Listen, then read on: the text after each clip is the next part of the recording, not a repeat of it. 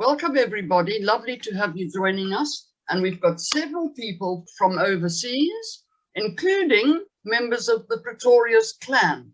One daughter I see has come in from the Netherlands, and Rosali, our speaker today, of course, is from London. And we've got the Pretorius family here. It really is always such a privilege to have our members' children take part in our presentations. Rosalie is going to be talking about the whole issue of Brexit, the law, and the City of London. You know, Brexit, of course, has now come into effect. What nobody envisaged was that a thing called coronavirus would also come to stir the pot. So very interesting developments. And Rosalie is very well placed to talk about these issues. She's a senior partner in Simmons & Simmons Financial Services Regulations Group, which forms part of their financial markets practice in London. She has more than 20 years experience advising users and providers of financial market infrastructure, banks, broker-dealers, and other regulated entities. She is highly rated for her work on energy and commodity initiatives and derivatives. She was educated in Johannesburg and obtained her BA LLB degree at Wits University. She studied at King's College of Law for the LLM degree, and later, while she was teaching there, she also retrained as a British solicitor.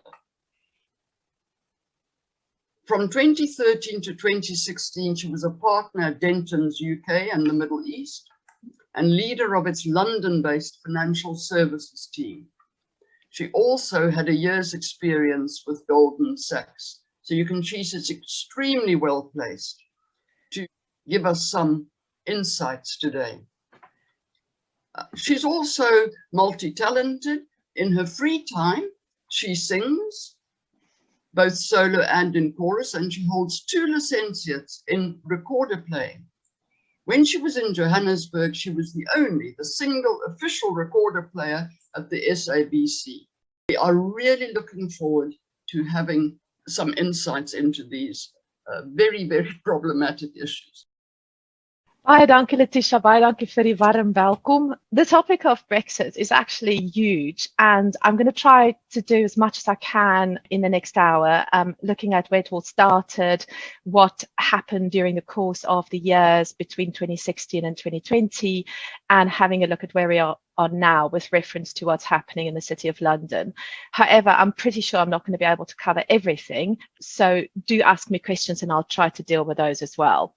There was a long lead up that when David Cameron won the election against all odds, or at least he thought he would be in a coalition with the Liberal Democrats again, when he won the election outright, he had to accede to the request of the Brexiteers in his party and effectively call a referendum. So what was the referendum? This was the ballot paper we had, and you'll see it's quite interesting. It doesn't actually say yes or no. It was designed for people who didn't quite know what to do with the answer. So should the United Kingdom remain a member of the European Union, or then asking it in the negative as well, or leave the European Union? And you'll see the binary choice there. So I'm going to look at the result, and then I'm going to talk a little bit about whether the question was the right kind of question to ask. So as you'll see, there was a slight majority of people who voted for leave versus ones who voted for remain. So in numbers, 51.9% of votes cast, or 17.4 million people voted to leave, against 16.1 million, or 48.1% of the votes cast voted to remain. But 27.8% didn't vote. So that therefore means that the leave decision was made by 37.5% of all of those entitled to vote. So by all means, not a majority. However, that was the way in which the referendum was set out. It was meant to be a majority of those who vote. It's completely different to the normal British tradition, which is a first past the post system, which I know everybody listening to me, including myself and my sister, will remember South Africa used to have as well, whereby you elected one member of parliament for each constituency, and that was it. There was no proportional voting. However, referenda are completely different because you don't look at the MPs, you don't look at the constituencies, just every person has an equal vote. As you'll see there on the map, which I pulled off from the internet, the country is actually heavily divided. And in this division, I would suggest lies trouble ahead. You will see that London is almost dark green. It votes overwhelmingly to remain. Scotland is yellow and therefore also voted to remain. That is part of the issue. Northern Ireland also voted on balance to remain, but by a smaller margin, as did Wales. However, England, and you can see that especially in the northeast of the country, voted heavily in favour of leave. So when you start analysing and actually looking at who voted how, it's quite interesting to see some of the research that was actually done quite shortly after the vote, in fact. So if you have a look here on the left-hand side, you have analysis around whether if you think these things are a bad thing, how did you vote? And if you think these things are a good thing, how did you vote? And the contrast is absolutely stark. So that people who think that multiculturalism is a bad thing voted overwhelmingly to remain. Those who think that it is a good thing voted overwhelmingly to remain. And so you can take it through all of these factors. What's very, very interesting is the factors that have to do with liberalism, feminism, globalization, multiculturalism. All of those point very strongly in a particular direction, as does, of course, immigration. However, the one thing that doesn't point really strongly either way is the internet. So that, I think, is quite interesting. What's also interesting is the correlation between those who voted to leave the European Union and who think that the Green movement is a bad thing. You can see that there's a correlation there. And you may know now that the UK government has said that, Letitia's point around COVID, the way in which we're going to recover strongly will be to embrace the Green movement, ironically. And in doing so, we will emerge stronger and we will change the economy away from fossil fuels and do other things. However, those people who mainly supported Brexit were not in favour of those things. Some other correlations for you to have a think of. Typically, I suppose I've adopted English terminology. The Brexit result, correlated to age and class. Now, here again, I suggest that there are issues for the future being shored up, because older people overwhelmingly voted to leave. So you can see 60% of the 65 pluses are those who voted to leave, whereas younger people, the 18 to 24-year-olds, and I would suggest that even younger ones would be even more in favour of remain, the little yellow people there, if you can see. There is also a strong correlation between education and income. So you'll see the people in the AB classes voted overwhelmingly to remain, whereas it is the opposite is true for those in the working classes. So I don't want to say too much more about all of this because I think that it actually gives you a lot of food for thought, but I want to actually go on to the actual referendum itself and then what happened thereafter. But I think this is very useful to know by way of background. So if we just go back to the question that was asked, do you want to remain in the European Union? When I told my younger daughter, Felicity, that there's going to be a vote, and then finally I told her that we had voted to leave the European Union, she said, "What?" I said, "Yes." She said, "Are we going to pack our bags and go somewhere else? Because we still live in Europe, don't we?" And I said, "Well, yes, we still live in Europe. The island, in fact, where I'm speaking to you from right now, is closer to Calais than to London. So we are not far away from the European Union and we are not leaving Europe." But I think there was huge confusion, and not just amongst the voters, but also amongst the electorate as to what is meant by the term the European Union. And I've put a couple of things here around what it is and what it isn't. So the European Union is effectively a bunch of treaties which developed after the Second World War, primarily initially to prevent war from happening again. that people in Europe looked at the devastation of the war and said, we are going to cooperate and we are not going to war again. And that's where it all started with the steel and the coal treaties. It has actually been a great success because if you think about it, there's not really been another European war. The period after the Second World War is probably one of the most peaceful periods in the history of Europe. So as far as that is concerned, the Union was certainly successful. Over time, the countries became closer and closer together, culminating in the treaty that is currently the Lisbon Treaty on the functioning of the European Union. That replaced the European Economic Community. The EU is a successor of that.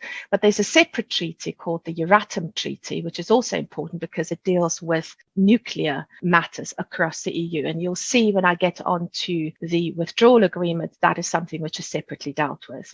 There are a number of institutions that are responsible for the workings of the Union, and they include the executive, which is the Commission, the Parliament, which is now directly elected in an effort to create some direct accountability, the Council, and of course, the European Court of Justice. Apart from the UK, when there were 28 countries, there are now 27 countries in the European Union. The European Union is not responsible for the European Court of Human Rights, nor is the European Union the same thing as the Schengen area, although a number of European Union countries are part of that, nor are all countries in the Union members of the euro. The UK obviously was not. We retained the sterling, but the Swedish krona, Danish krona, and Polish zloty are still also traded.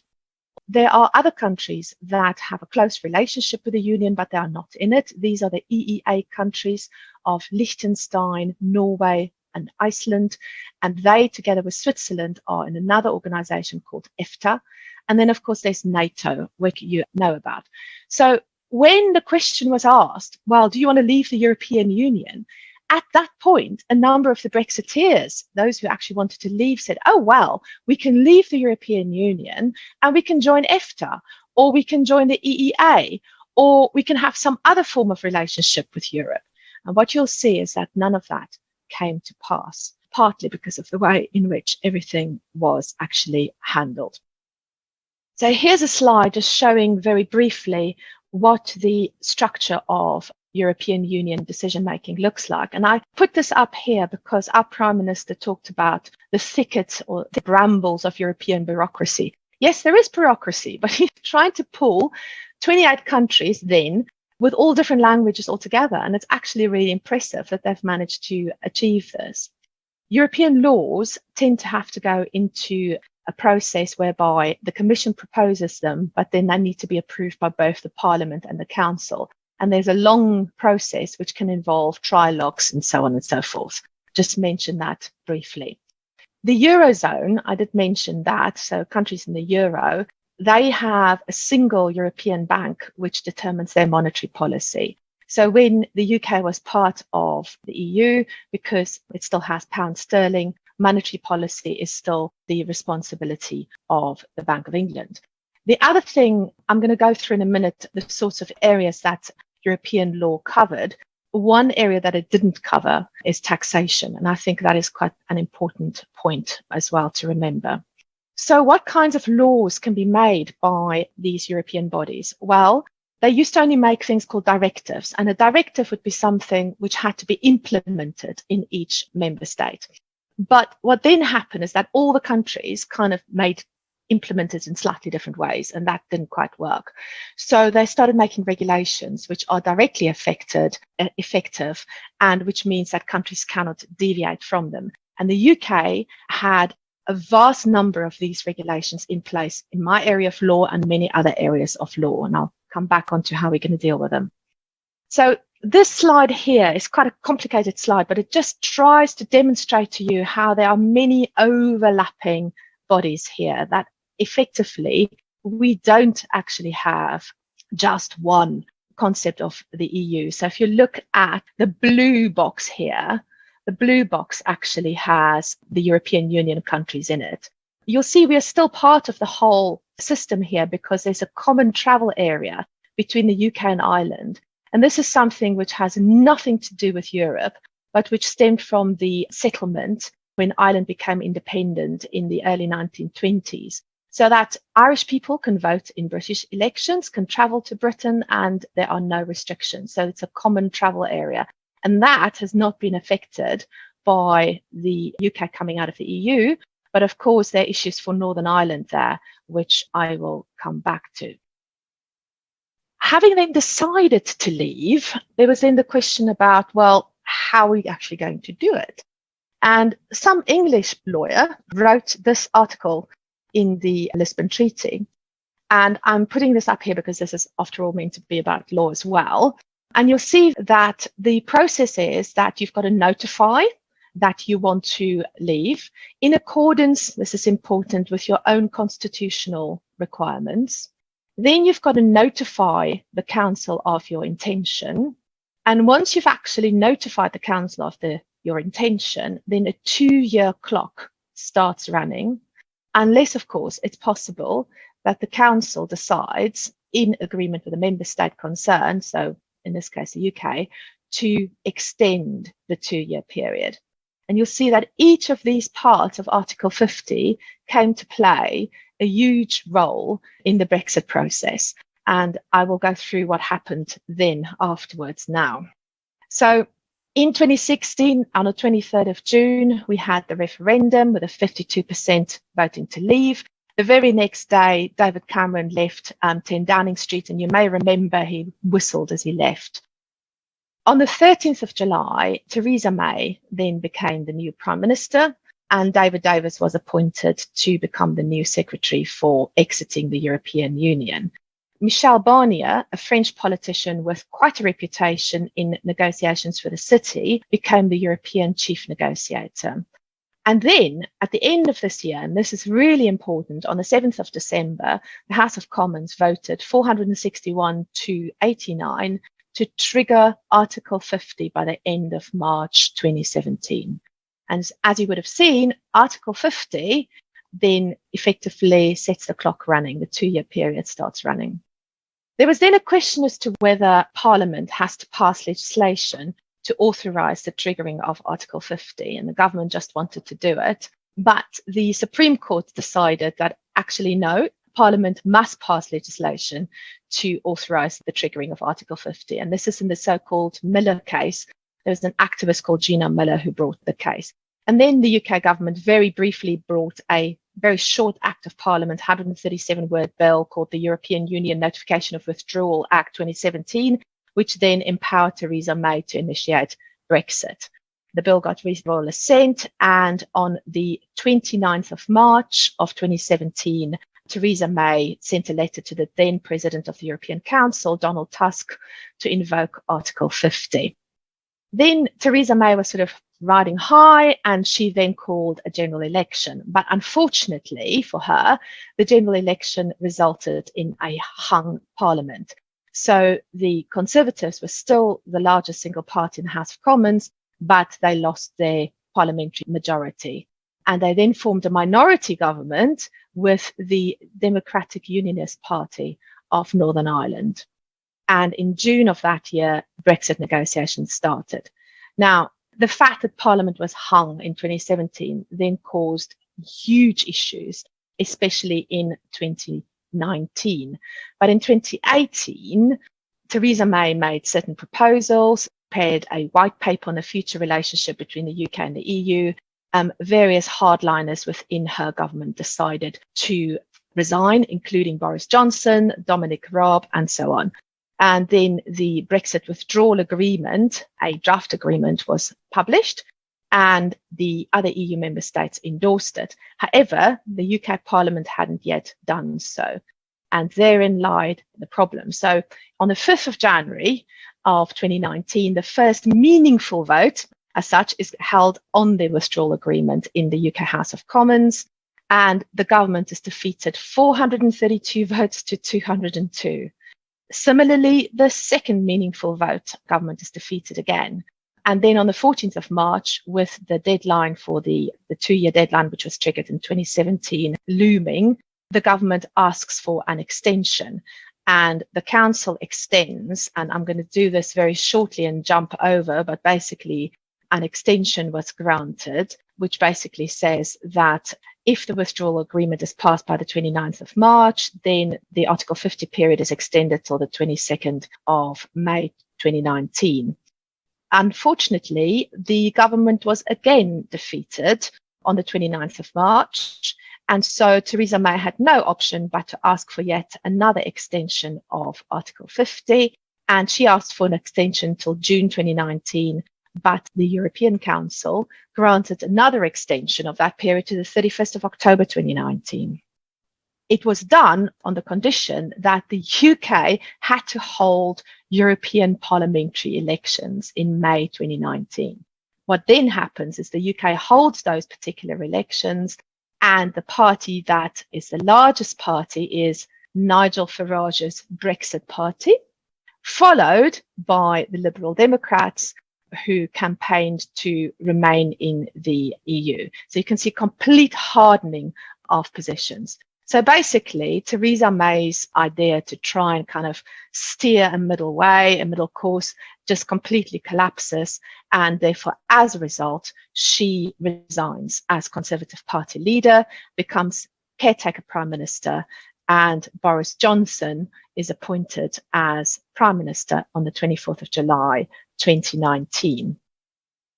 Then Boris Johnson wants to get around Parliament because, of course, he's now still sitting with this hung Parliament. And so he announces his intention to prorogue Parliament, which basically means they should all go home and not come in, as it were. And this was then extremely controversial because it means that it would limit the time for Parliament to pass legislation ahead of the deadline then of the 31st of October 2019. And then there was the Parliament then did an emergency debate and basically tried to pass a bill that would rule out a unilateral no-deal Brexit by forcing the government to get parliamentary approval for either a withdrawal agreement or a no-deal Brexit. And this particular piece of legislation is called the Benn Bill, after a Conservative called Hilary Benn, the son of Tony Benn. Then, it sounds all quite convoluted, but this is very important because what then happens is that the courts get involved again because Johnson tries to get around the Benn Act. And also there's a question around the prorogation. And what happens is that the Supreme Court rules unanimously that the decision to advise the Queen to prorogue Parliament was unlawful. And so it goes on. And so I'm going to skip through the decision in the Scottish Parliament as well and just come on to the Scottish Court of Session because a case was actually heard there because what they want to do is to force Boris Johnson to write a letter to the Commission around withdrawal. And what then happens is that delay and the Benn Act is then activated. So the Prime Minister then has to write to the European Council with a request to extend yet again to the 31st of January 2020. And this is just amazing. On the 19th of October, Boris Johnson sends 2 letters to Donald Tusk. One, which is from him but is not signed, refers to the requirements of the Benn Act and requests an extension until the 31st of January 2020. And the other one, which is signed by him, which says his personal belief is that a delay would be a mistake and requests support from the President and Council to secure withdrawal without an extension. So this is very, very strange. And then the question in the Scottish courts is, did the Prime Minister actually comply with the Benn Act? And the court says they won't refuse the case. But in the end, it all went away because the government lawyers undertook to the Court of Session that Johnson will actually abide by all the requirements of the Act. So a constitutional crisis was averted there. Then on the 21st of October, the EU Withdrawal Agreement bill was introduced and approved. But again, it didn't pass. And then there is a question of extension. And then clearly, Parliament was never going to be able to do anything. So because it was hung, Johnson effectively gets another Act of Parliament passed to get away from the Fixed Term Parliaments Act and effectively then manages to call an election by the end of the year. And the Conservatives win by a massive landslide at the end of 2020. 2019. 80-seat majority. So a lot of people used to vote Labour, now all voted Conservatives. The so-called red wall in the north has fallen, and the Conservative Party has a lot of its support from there. And that then means that the withdrawal agreement is passed in its second reading in the House of Commons in a 358 to 234 majority. So in 2020, what happens is that that bill, which is initially passed in the House of Commons, amendments of the Lords and so on, and then we end up with royal assent. On the 24th of January, 2020, Ursula von der Leyen, Charles Michel and Johnson signs the withdrawal agreement. And this then means that we effectively start with a transitional period. So effectively, the UK left the European Union as of 11 o'clock at night on the 31st of January 2020, but then a transitional period started, and that period is ended on the 31st of December 2020, which is where we are now. That is the story of where we got to, and it's quite complicated, and I've kind of slightly run through it, but it just gives you an idea of how convoluted it was and how difficult it was to get done, and that's partly because the people were so divided. Just talk us about the law as well. So I want to talk a little bit more about the Supreme Court's role. I have mentioned that in the Miller case, the UK Supreme Court ruled that the Parliament must pass legislation to authorise the triggering of Article 50. And then all 11 justices sat, and a majority of the court, 8-3, dismissed the Secretary of State's appeal. And the Supreme Court held that an Act of Parliament is required to authorise ministers to give notice of the decision of the UK to withdraw from the European Union. And you can see there the Chief Justice was Baroness Hale. And the thing that went viral was not the actual decision, but her brooch, which is a spider. And you can see protesters there all having posters with Lady Hale's brooch on it.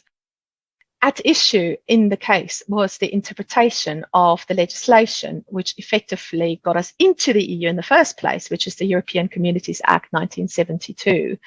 And the question in front of the court was whether this particular provision was such that the Parliament had to get involved in a notice to withdraw, because this legislation actually makes it possible for the executive to make changes to laws that we've implemented. You'll remember I mentioned the directives and so on.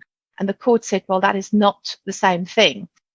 The court said that as long as the European Communities Act remains in force, its effect is to constitute EU law as an independent, and this is important, overriding source of domestic law. And this is extremely important because this is what's happened to our legal system. The Economist used a fantastic image for this, that EU laws become part of the warp and weft of UK law. It is like the thread in the yarn that's interwoven. And this means that it's not going to be, as of now, that we've got rid of anything EU. In fact, quite the reverse. We have taken into our law all of EU law as well, and then we are starting to tinker with it ourselves. So the case emphasizes that as well. It's important because in the 50-year period that the UK was part of the European Union, I would suggest that EU law has fundamentally changed English law, and it will never be the same that it was before the UK joined the European Union. It cannot be the same for all sorts of reasons. So there will be a tying and a cross-referral. Lawyers will be able to look at decisions from the ECJ, and there's some difficult jurisprudence as to which courts you can look at which point in time and so on. But the basic principle is you still have to know EU law. You can't practice in Britain without that. And that's going to remain the case at least as long as I remain a solicitor and as long as other people remain a solicitor as well. So there's some other interesting things about the court decision. The court did actually say that the European Communities Act could have actually said, ministers, you can withdraw from the EU treaties if you want to. But the fact is that there were no clear provisions in the ECA, in the European Communities Act 1972, to make that possible. I've mentioned some of the areas where we have a lot of European law, and I will quickly jump over that. We have a lot of European law in relation to the environment, for example, and also financial services. These are two areas that I'm relatively familiar with, partly because my husband practices environmental law, including in the EU. The truth is, standards in Britain are a lot better now than they were before in the 1970s and 60s. Britain was known as the sick man of Europe for all sorts of reasons, but one was that it was actually filthy, and various European schemes have actually really helped to clear things up. In financial services, this is something really which Britain drove to a large extent, that almost all the laws that apply to banks, financial market infrastructure like stock exchanges, insurance companies, payment systems, and I'll talk about digital developments in a minute. Almost all of those laws are now European laws. And they are not just the directive type, which are ones which we have to implement, but they're very often the more modern regulation type, which means that they apply directly and we can't do anything more with them. In fact, as it is at the moment, or as it was last year, we couldn't publish guidance on the implementation or on the interpretation of regulations. It was possible for European authorities, for example, the European Securities and Markets Authority, to publish guidance, and the European Banking Authority. And that guidance, now again, goes back to the point I was making earlier, that guidance is still guidance that our regulators will look at for years to come. And it has told firms, financial services firms, to look at that particular guidance. There's widespread publication of divergence, whether to divert or whether to stay the same. And this is a philosophical question which Britain really now needs to look at very carefully. One thing that I should explain about the European Union is that it is built on 4 pillars. There's the freedom of movement. So European citizens could move around in Europe as much as they wanted to. Freedom of capital, you could go and invest anywhere else.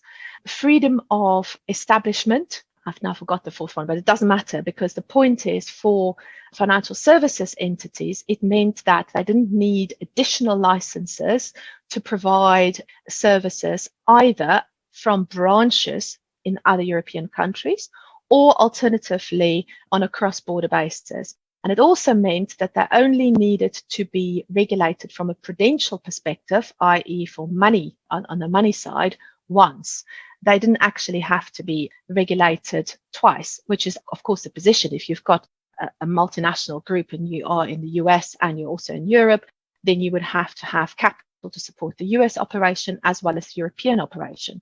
Now the position is, because Britain has lost the passporting rights, it can only, as things stand right now, it would only, depending on whether we get equivalence, we'll get onto that in a minute, be able to provide services in Europe using a subsidiary in Europe. And the only other way in which to get anything similar to those passporting rights is this concept of equivalence, which I'll come back to in a minute. So this is when it all happened at the end of the year. And he said, Brexit is done. So I'm going to come back to what I've just said about what we have by way of European law in English law in a minute. But first of all, look at the agreement that was struck.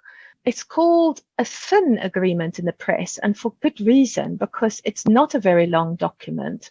The EU-UK Trade and Cooperation Agreement has to be implemented in UK law because Britain has a dualist system. So we don't sign up to treaties and then they're law in the UK. You have to actually have an Act of Parliament as well. So the relevant Act of Parliament is the European Union Future Relationship Act 2020, and it includes the Northern Ireland Protocol. And what has happened is that not only is Britain not in the European Union, it is also not in the customs union, which, if you remember many slides ago, I showed you that that includes countries like the EFTA countries.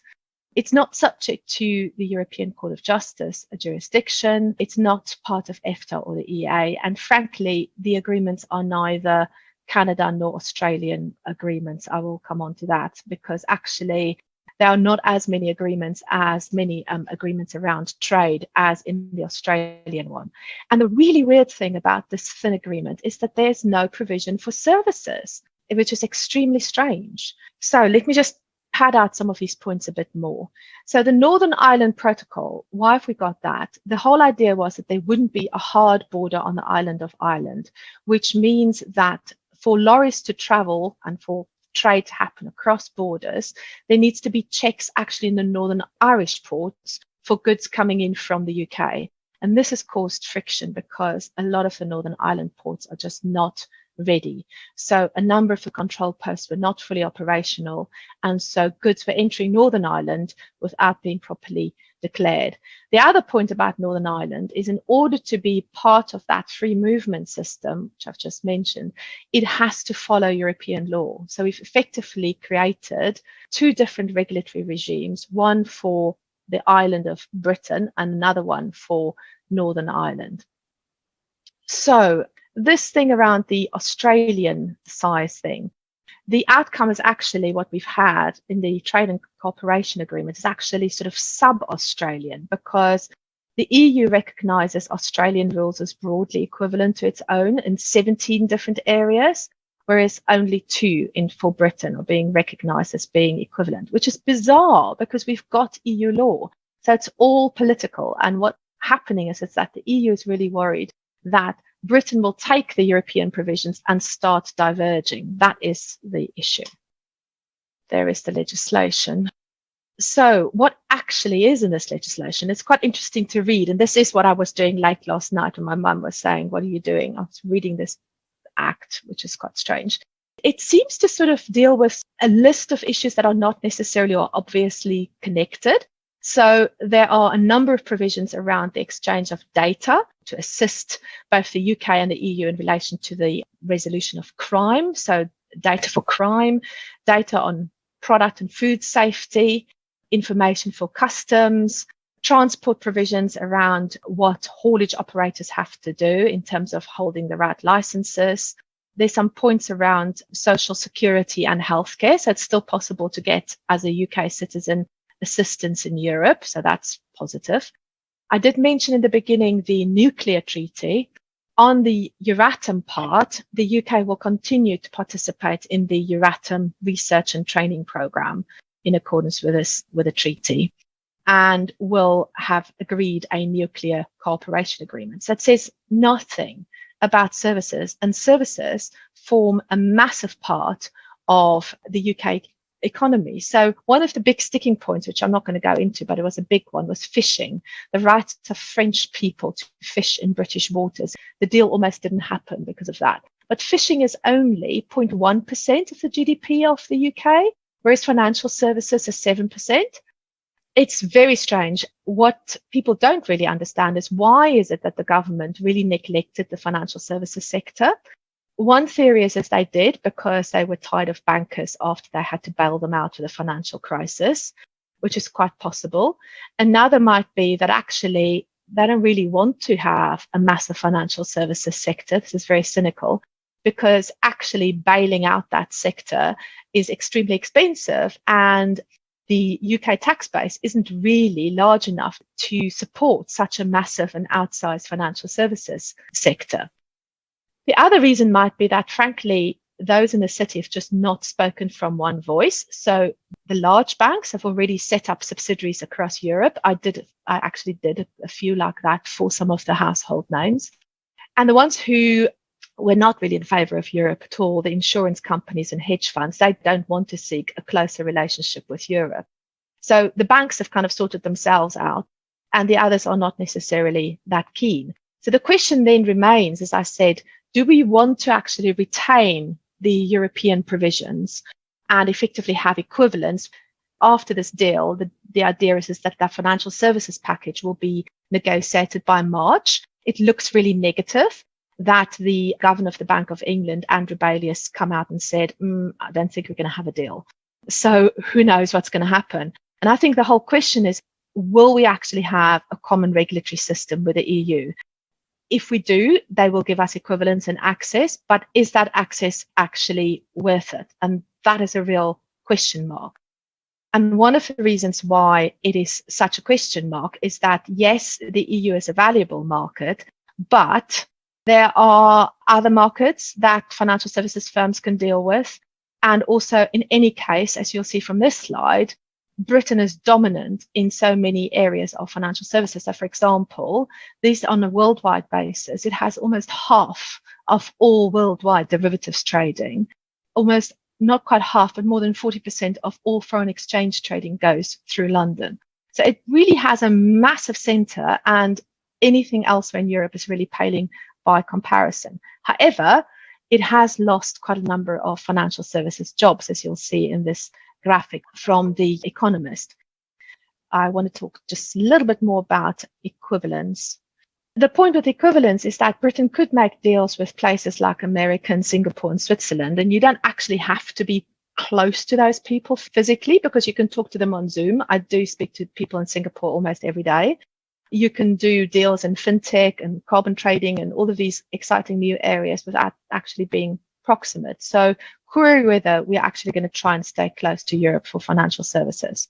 There will be some losses. So, for example, a number of people, number of jobs have moved to Europe. We had the news that Amsterdam has now surpassed London as Europe's leading share trading hub. But the fact is that London was never really a share trading hub. It was more of a derivatives and FX trading hub. So, yes. So then moving away from financial services in the last couple of minutes, what are some of the other news items that we've seen? Well, the agreement clearly didn't work as well as was expected in relation to hauliers. And this is partly to do also with the fact that the drivers had to be tested because of COVID. It seems that it's working better now, even though they've built a truck park close to where I live. I've not seen anything further in the news on this particular item. Then the other thing that happened, which I think was headline news in South Africa as well, is the whole issue around vaccines. What happened was Britain decided to acquire vaccines very quickly. Its medical agency approved the vaccines very, very quickly, quickest in the world, and is now leading the world in terms of how many people it is vaccinated against COVID. In the EU, even though countries like Germany and France could have gone on their own, they decided not to because they wanted to make sure that all the countries have an equal stake in getting the vaccine. And so it was agreed that the Commission would coordinate it. And they were just slower. They were slower to approve and they were slower to acquire. And so the EU was then concerned that actually some of the vaccines that are meant for EU countries would go into Britain. And it became not a very good spat. The EU really didn't look good in this because it wasn't the fault of Britain that they didn't actually buy enough vaccines straight away. There are other issues, of course, around acquisition of vaccine, which I'm happy to discuss with you, but it's not really part of the Brexit issue. It did cause a major diplomatic incident because, of course, that border between the Republic of Ireland and Northern Ireland is very, very sensitive because it's not that long ago that the Good Friday Agreement was passed and there's been peace in Ireland. I mean, enough people who remember the bombs everywhere. What else is happening? Well, immigration is an interesting one. You'll remember my slide right in the beginning about that correlation between people who are opposed to immigration and Brexit. Ironically, what's happened is that the Johnson government has allowed highly skilled people from elsewhere in the world into Britain, which they couldn't have done under European laws easily. And they've also, as you probably know, extended a welcome to people from Hong Kong. I am told that there are several people from Hong Kong arriving on a daily basis. Some sectors in the British economy, however, depended or still depend quite heavily on low-paid European workers. And for that reason, the Johnson government said, well, they can still come on a seasonal passport, but only for food. And so this was one of the headline items in this weekend's news, that there are just not enough people to pick the daffodils in Cornwall because the European workers cannot come because the government scheme doesn't extend to the daffodil pickers. So quite a number of teething problems. What are the other fallout issues around Brexit? Well, again, it stems from who supported it and who was opposed to it. This slide, I think, is quite incisive because people who think of themselves as mainly English and not British were the ones who effectively wanted to leave the European Union, and the other way around as well. And Scotland, as you would have seen, voted to remain. And so whether the Britain will continue as it has done since the 18th century remains now a big question. And there's really a crisis going on in relation to Scotland. COVID's also been interesting because they've done different things in Scotland and in Wales in terms of when the schools reopen and all that sort of thing than they have here in England. So it's going to be extremely interesting to see whether the current government can actually keep the union together. Boris Johnson is not popular in Scotland, and the general thought is that if he remains Prime Minister, then there will be possibly another Scottish referendum and Scotland might well leave the union, which will then be interesting to see whether Scotland then rejoins the European Union, which they've said they want to do. I thought I would share this cartoon with you because it's quite funny. What's also bad about the cartoon is it's an American one and Northern Ireland isn't even in the picture. So, Corey, what's going to happen there? So the future is rather uncertain. Issues around globalization and immigration will remain. The pandemic will have an influence there. And then Britain is just not going to go back to where it was when it had an empire. It won't have the heft of Europe with its more than 400 million people behind it. Where's it going to be? And that is where I want to end the presentation. So any questions to ask? Thank you. Thank you, Rosali. That's absolutely fascinating. Robin posted a question in the chat.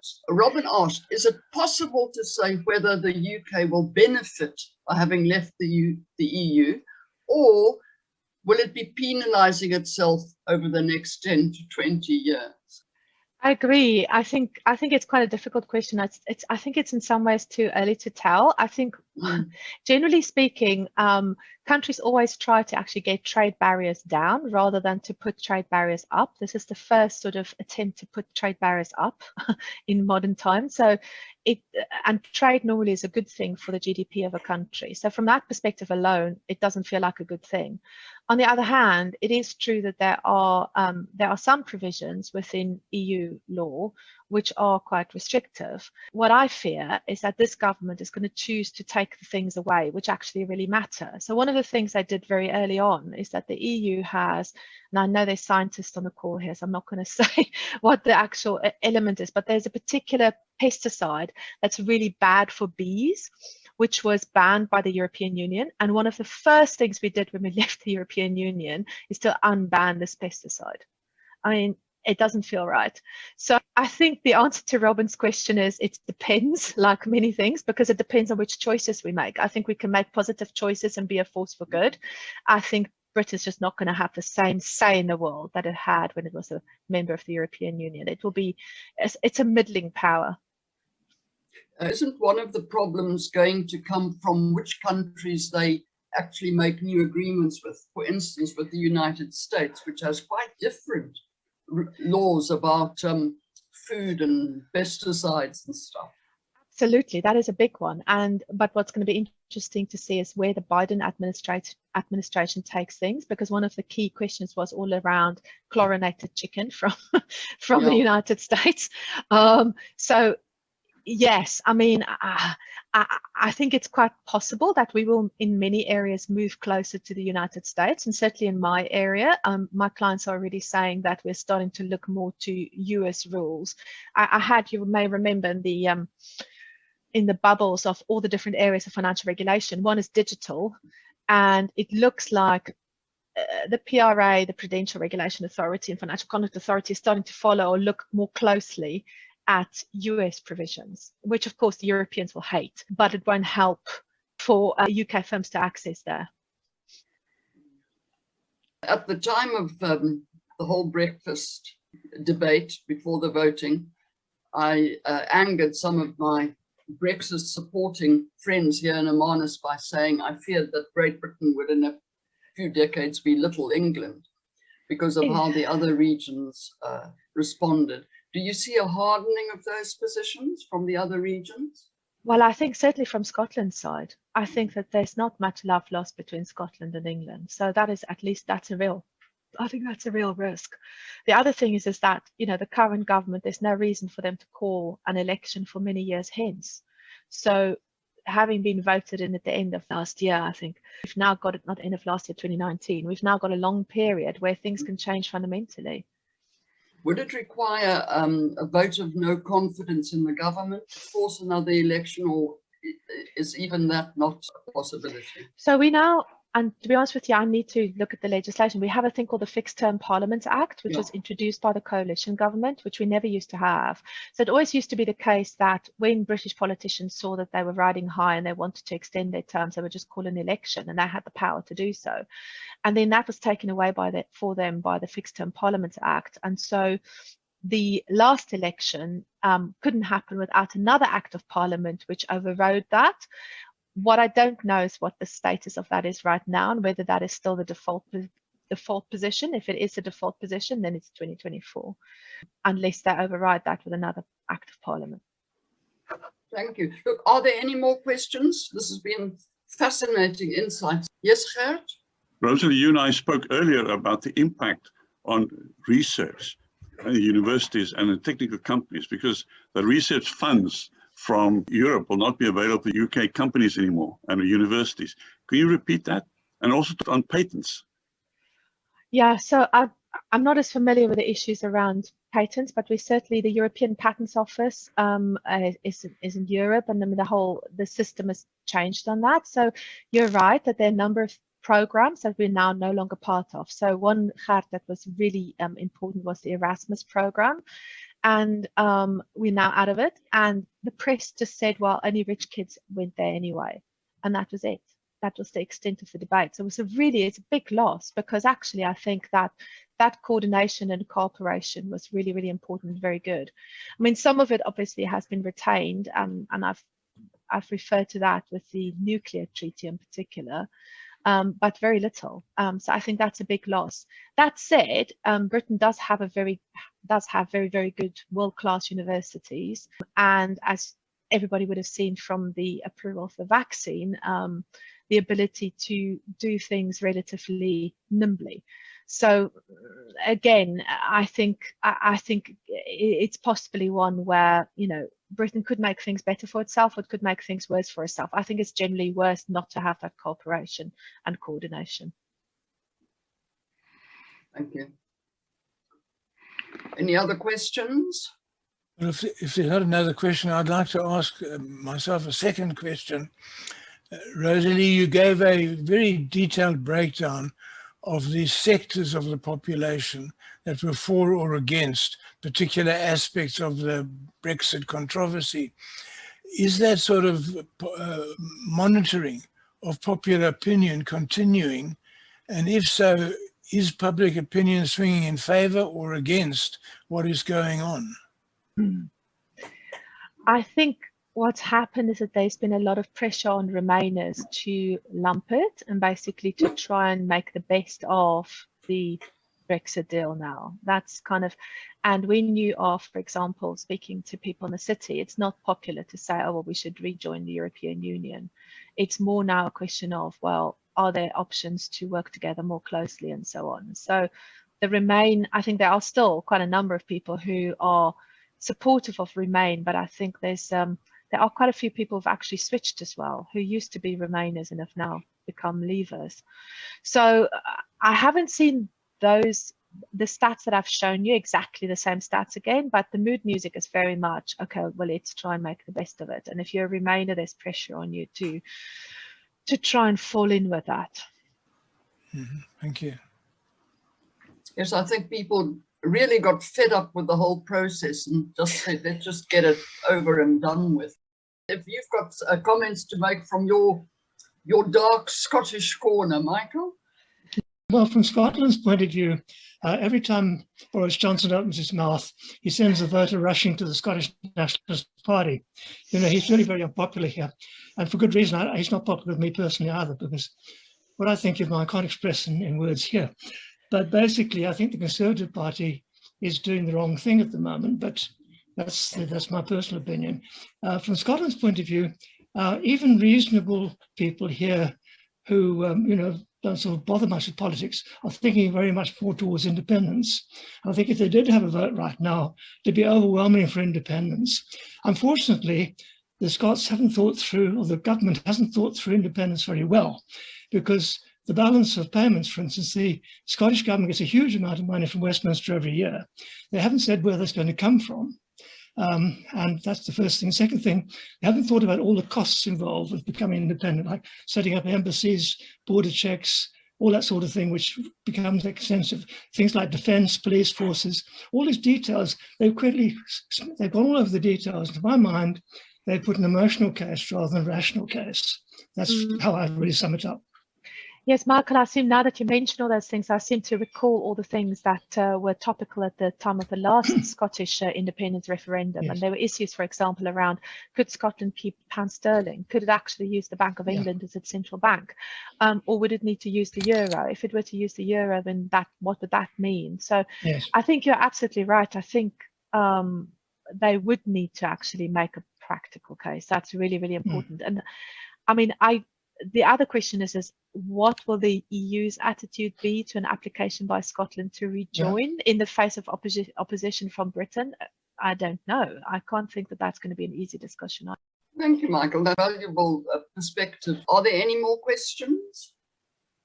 Well, I have found it fascinating, Rosali, because I lived in London myself for 10 years. I found it fascinating and very, very interesting to see how they're going to forge a way ahead.